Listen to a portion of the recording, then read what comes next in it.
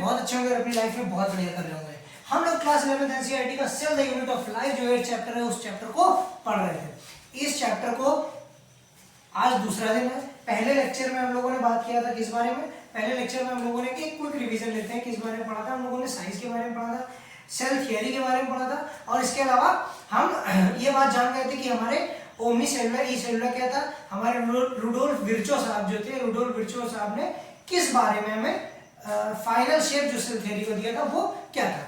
हमारी pre existing cells कैसे आती हैं, प्री एग्जिस्टिंग सेल से नई सेल्स कैसे बनती हैं, ये बात किसने बताई थी, रुडोल्फ विर्चो साहब ने बताई थी। कब बताई थी, 1855 में बताई थी। आज आगे बढ़ते हैं और देखते हैं प्रोकैरियोटिक सेल के बारे में। नाम देखिए, दो शब्दों से मिलकर बना है, प्रो और कैरियन। प्रो का मतलब होता है प्रिमिटिव, प्रिमिटिव, और कैरियोट का मतलब होता है रिलेटेड टू न्यूक्लियस। क्या, रिलेटेड टू न्यूक्लियस।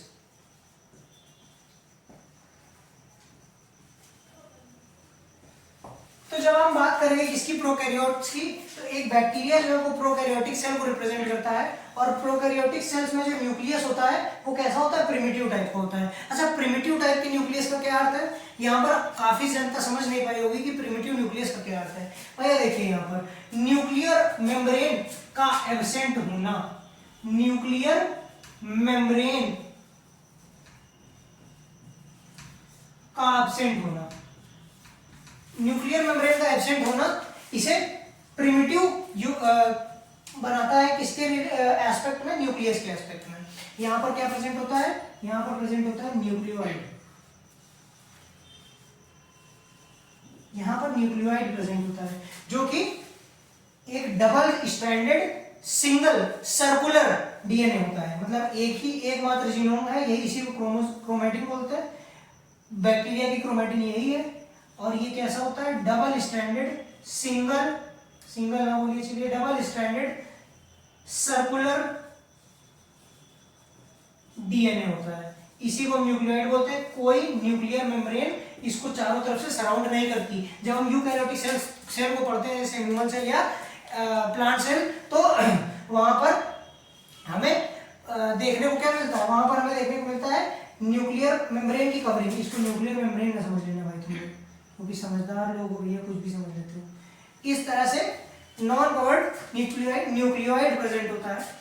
इसके बाद बात करेंगे प्रोकैरियोटिक सेल्स में आते कौन कौन से, बैक्टीरिया आते हैं हमारे, ब्लू ग्रीन एल्गी आते हैं, माइकोप्लाज्मास आते हैं और पीपीएलओ आते हैं। अच्छा, पीपीएलओ किसी को अगर ना पता हो तो पीपीएलओ का फुल फॉर्म बता देते हैं, इंपॉर्टेंट है इसलिए बता रहे हैं।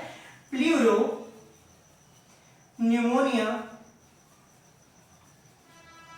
Pleuro pneumonia like organism.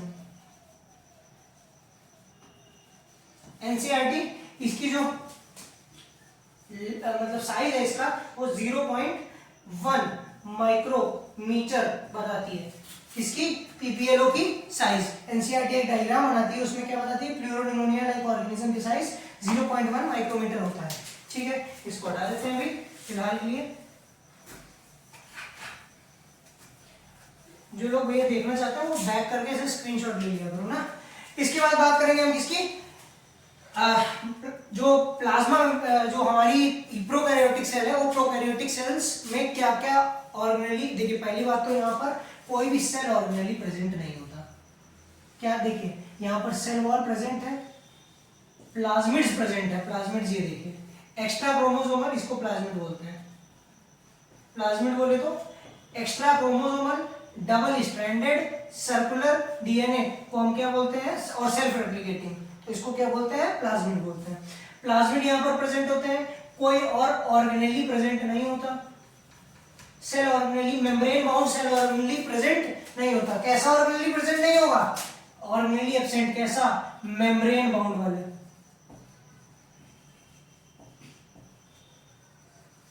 Non membrane bound cell organelle यहाँ पर राइबोसोम प्रेजेंट होते हैं, राइबोसोम्स प्रेजेंट होते हैं। ठीक, इसके बाद बात करेंगे क्या, इसके शेप्स, कई तरह के शेप्स हो सकते हैं। 4 तरह के शेप्स हमें पता है, कौन कौन, ध्यान दीजिए, बैसिलस, कोकस, विब्रियो और स्पाइरुलर। बैसिलस में रॉड शेप आता है, कोकस रॉड शेप बैक्टीरिया को बैसिलस बोलते हैं, कोकस में स्फेरिकल शेप के जो राउंड बैक्टीरिया होते हैं उनको कोकस बोलते हैं। जब विब्रियो की बात करेंगे तो कॉमा शेप बैक्टीरिया आता है और स्पाइरलम स्पाइरल बैक्टीरिया आता है। ठीक, इस शेप के बैक्टीरिया होंगे तो उन्हें स्पाइरलम बोला जाता है। ये चार कैटेगरी शेप के हिसाब से हमें बताई गई है किसकी, प्रोकैरियोटिक सेल्स की। अच्छा, बैक्टीरिया जो है वो फ्लैजिला की प्रेजेंस के आधार पर भी कई टाइप के होते हैं। अब चलिए उतना डीप जाने की जरूरत नहीं है, जब हम वो पढ़ाते हैं प्लांट किंगडम से पहले बायोलॉजिकल क्लासिफिकेशन तो उसमें बताते हैं। चलिए इसके बाद आगे बढ़े और हमने क्या देखा कि जो प्रोकैरियोटिक सेल्स है उसके ऊपर कितनी लेयर की कवरिंग प्रेजेंट है, 3 लेयर की। अच्छा, 3 लेयर की कवरिंग कहाँ कौन कौन सी है ये भी आपको बताना पड़ेगा। चलिए पहले तो देख लीजिए यहाँ इसको, इस डायग्राम को एक बार देखिए। ये आपका साइटोप्लाज्म है। साइटोप्लाज्म के बारे में एनसीईआरटी क्या लिखती है, cytoplasm is the main arena of the cell. Cytoplasm is the main arena of the cell, cellular activity. Main arena है किसका, सेलुलर एक्टिविटी का।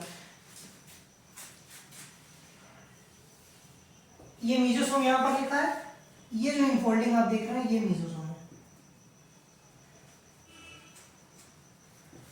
प्लाज्मा मेम्ब्रेन की इनफोल्डिंग को हम मीजोसोम कहते हैं। ठीक है, ये ध्यान से देखिएगा, आपको बताते हैं क्या, ये प्लाज्मिड हो गए, ये आपके साइटोप्लाज्म बता दिया, ये राइबोसोम हो गए, ये हो गई इंक्लूजन बॉडी। क्या हो गई, इंक्लूजन बॉडीज। यहां पर फ्लैजिला लिखा है, तो ये देखिए, ये जो फ्लैजिला, ये जो स्ट्रक्चर चल रहा है इसको क्या बोलते हैं, फ्लैजिला बोलते हैं। ठीक, तो अब इस डायग्राम की जरूरत नहीं लग रही हमको, तो इसको मिटा देते हैं और समझाते हैं आपको एक 3 कवरिंग जो प्रोकैरियोटिक सेल्स में प्रेजेंट होती हैं उनके बारे में बताएंगे। चलिए बात करेंगे कौन कौन सी 3 कवरिंग होती है। सबसे बाहर होती है ग्लाइकोकैलिक्स। क्या, ग्लाइकोकैलिक्स। अच्छा, जो ग्लाइकोकैलिक्स होती है 2 टाइप की हो सकती है। जब लूज और डेली सी होगी तो उसको क्या बोलते हैं, स्लाइम लेयर बोलते हैं। क्या बोलते हैं, स्लाइम लेयर बोलते हैं। इसके अलावा जब एकदम कॉम्पैक्ट टाइटली बाउंड करेगी किसको, बैक्टीरियल सेल को, तो उसको क्या बोलते हैं, उसको बोलते हैं कैप्सूल। लाइट का थोड़ा देख लेना यार, आज लुक कर रही है, स्टूडियो भी सेटअप हो रहा है इसीलिए थोड़ा तुम लोगों को समय भी लग रहा है इन चीजों में। पहली लेयर हो गई ग्लाइकोकैलिक्स, ये सबसे आउटर मोस्ट लेयर है। दूसरी लेयर हमारी सेल वॉल। अच्छा, सेल वॉल बहुत इंपॉर्टेंट है, इमेंस इंपॉर्टेंट है बैक्टीरियल सेल के लिए। सेल वॉल जो है ये पेप्टिडोग्लाइकेन की बनी होती है, याद रखना, पेप्टिडोग्लाइकेन। नैब सब यूनिट्स होती हैं, बचपन से पढ़ाया जाता है सब चीज। नैब एनेस्टिल ग्लूकोसामाइन और एनेस्टिल म्यूरेमिक एसिड। खैर कई जगह पर ये म्यूकोपेप्टाइड भी लिख देता है, तो म्यूकोपेप्टाइड भी गलत नहीं है।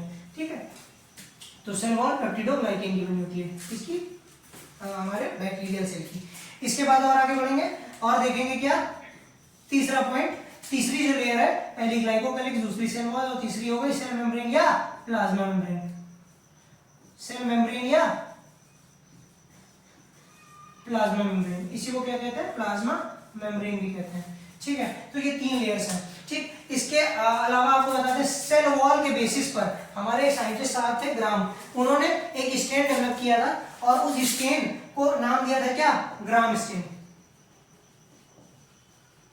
और ग्राम स्टेन के बेसिस पर ही इन्होंने ग्राम पॉजिटिव और ग्राम नेगेटिव 2 बैक्टीरिया बताए थे। अच्छा, याद करने की जरूरत नहीं है वैसे, लेकिन ग्राम पॉजिटिव जो बैक्टीरिया होते हैं उनकी जो सेल वॉल है वो टिकोइक एसिड और प्लाज्मा पेप्टिडोग्लाइकेन की बनी होती है। वहीं पर जब आप इसकी बात करेंगे तो कुछ पॉलीसेकेराइड्स और पेप्टिडोग्लाइकेन की ग्राम नेगेटिव की बनी हुई होती है।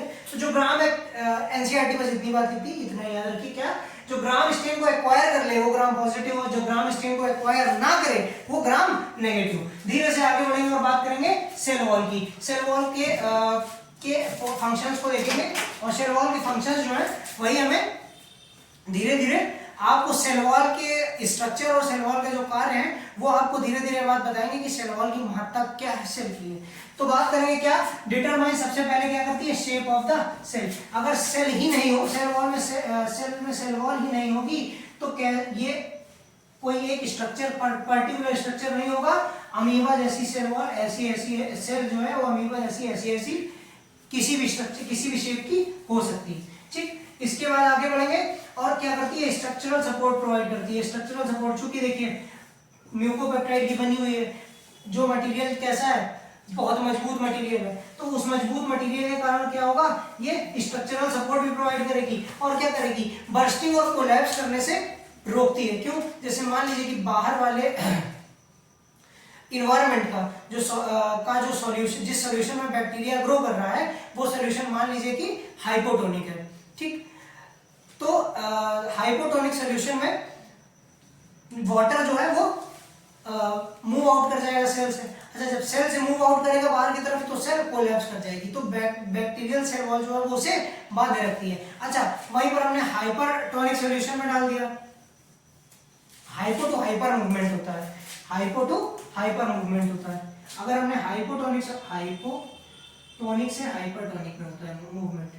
हाइपोटोनिक सॉल्यूशन में जब डाला, अगर देखो मैंने एक बार रिवाइंड करके देखना, अगर मैंने उल्टा बोल दिया हो तो मैनेज कर लेना, ठीक है, उसको समझ लेना। हाइपोटोनिक सॉल्यूशन में अगर हमने बैक्टीरियल सेल को डाला तो सेल के अंदर पानी जाएगा।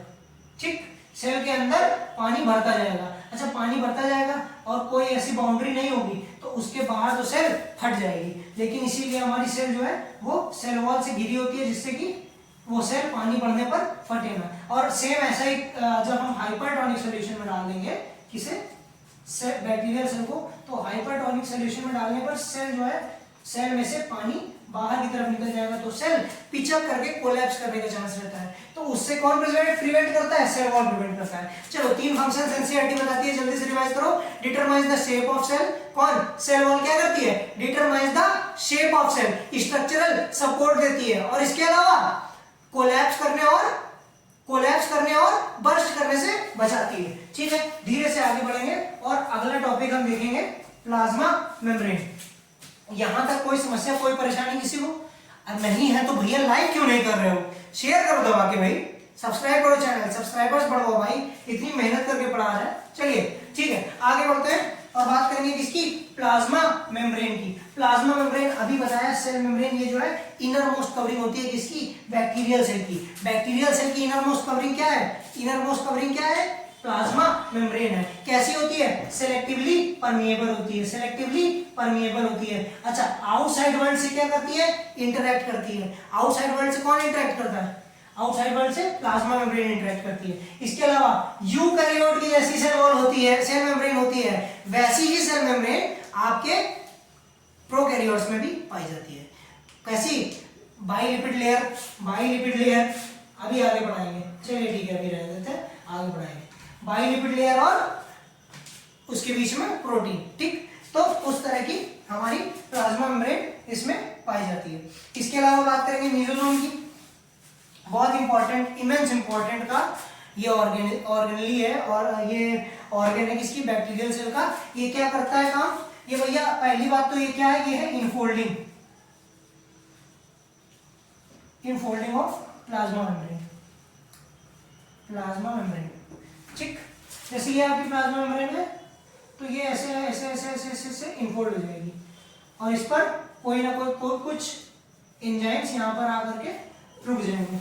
ठीक, तो जब एंजाइम्स यहाँ पर रुक जाते हैं तो ये उन एंजाइम्स का फंक्शन परफॉर्म करने लगती है। तो इसलिए मीजोसोम जो है वो बैक्टीरियल सेल में बहुत इंपॉर्टेंट रोल प्ले करती है। अब बात करेंगे बैक्टीरिया मीजोसोम का काम क्या है। मीजोसोम के 5 फंक्शन यहाँ लिखे हैं, वैसे हैं 6 फंक्शन, एक क्रोमेटोफोर वाला अभी आपको बता देंगे। चलिए बात करेंगे मीजोसोम का क्या फंक्शन है। पहला, सेल वॉल फॉर्मेशन करना, क्या, सेल वॉल फॉर्मेशन करना, डीएनए रेप्लिकेशन करना और डॉटर सेल में डिस्ट्रीब्यूट करना, increasing the surface area for enzymatic activity. इसके बाद रेस्पिरेशन, ये तो सबसे मेन काम है। कोई पूछे कि बैक्टीरिया रेस्पायर कैसे करता है, कोई पूछे तो बता देना। क्या कोई था जो विकेट के पीछे से गेम बदल देता था, नहीं, कोई पूछे तो बता देना कि बैक्टीरिया रेस्पायर कैसे करता है, मीजोसोम से रेस्पायर करता है, मीजोसोम से रेस्पायर करता है। मीजोसोम से कौन रेस्पायर करता है, प्रोकैरियोटिक सेल यानी बैक्टीरिया, हमारा प्यारा सा प्रोकैरियोटिक ऑर्गेनिज्म, मोनेरा का मेंबर, बीजीए भी,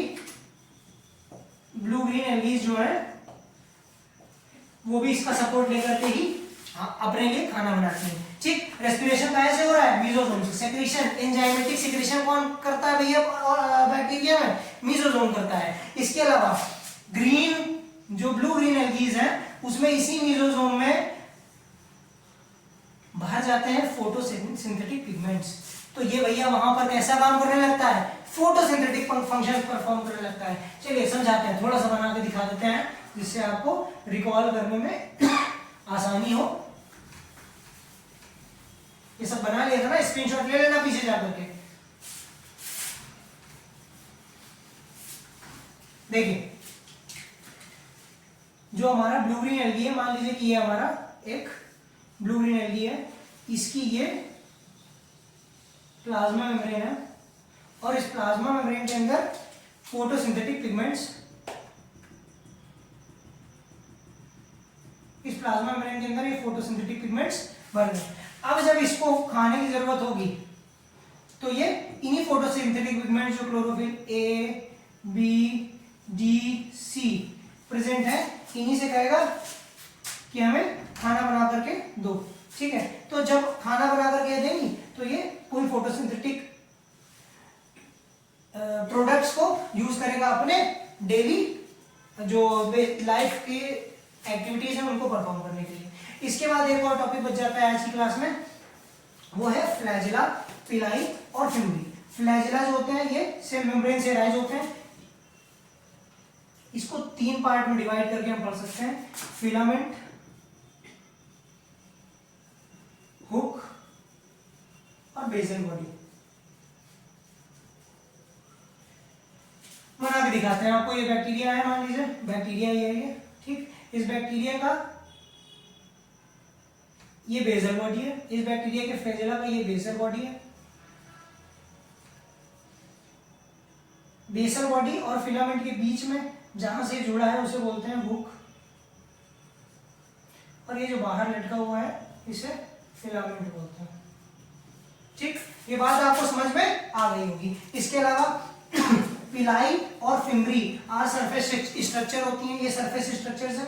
पिलाई and fimbriae are surface structures which help bacteria to attach on surface, which help bacteria to attach on hold fast। इनका कोई मूवमेंट में रोल नहीं होता। किनका किनका? पिलाई और फिम्बरी का नो रोल इन मूवमेंट। याद रखना भाई, बहुत इंपॉर्टेंट क्वेश्चन बनता है। क्या पिलाई फिम्बरी का रोल होता है मूवमेंट में? नहीं। पिलाई और फिम्बरी जो है वो किससे मिलकर बनी है? पाइलिन प्रोटीन से बनी है। फ्लैजिला जो है वो किससे मिलकर बना? फ्लैजिला की स्पेलिंग है FLAGELLA। फ्लैजिला हमारा फ्लैजिलिन प्रोटीन से बना है। किससे? फ्लैजिलिन प्रोटीन से बना है। प्रोटीन देख लिया, फ्लैजिलिन इसकी पाइलिन। ठीक, फिम्बरी भी सरफेस स्ट्रक्चर्स होती हैं। तो आज की क्लास में इतना ही। अगले वीडियो में हम इसके आगे का चैप्टर कवर करेंगे। तो इस वीडियो को ज्यादा से ज्यादा बच्चों तक पहुंचाइए, शेयर कीजिए, सब्सक्राइब कीजिए और कमेंट्स भी कीजिए। जो भी आपके डाउट्स हैं, जिस तरह के क्वेश्चंस आपको मिल रहे हैं, सब कमेंट में डालिए, हम रिप्लाई करेंगे। ठीक है, आज की वीडियो में इतना ही। धन्यवाद। जय श्री राम, राधे राधे।